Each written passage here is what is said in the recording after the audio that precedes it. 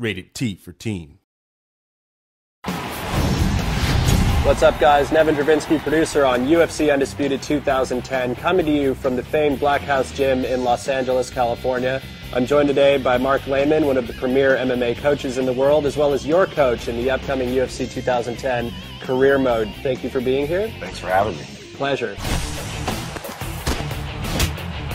So Mark, obviously one of the most noticeable combat improvements that we did this year was the concept of sways, where we're now able to duck and lean. Well, swaying allows you to see your opponent's attack and then dip out of the way so you're not getting hit with it, and it also allows you to come back with a counter attack. And there's some great examples of this, like Anderson Silva used this masterfully against Forrest Griffin in UFC 101, where he's able to... It was a clinic, right? Yeah, it was pretty insane. And you mentioned the fact of countering off of the sways, and that's one of the really important aspects of the system in the Undisputed game. Yeah, it really brings the Octagon closer to the fan.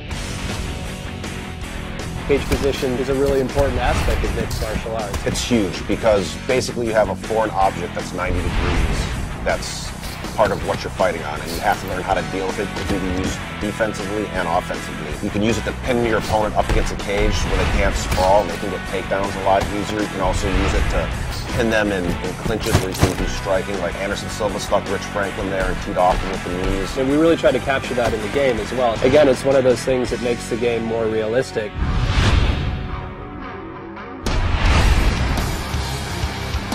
And Mark, you know, one of the things that I'm most pleased with in terms of improvements that went into the 2010 product was the submission system. You know, last year in 2009, we had this very sort of static state of animations where, you know, there'd be this initiation of a submission. Enough of your technical bull. Right. Basically what happened, I got to play the game, and it's awesome. You get to actually see the joint being manipulated, and the camera zooms in to let you know what's getting torqued, and then if the guy's defending, it kind of pulls out, and it just makes it a lot more visceral, and you can feel what's really going on with the submission.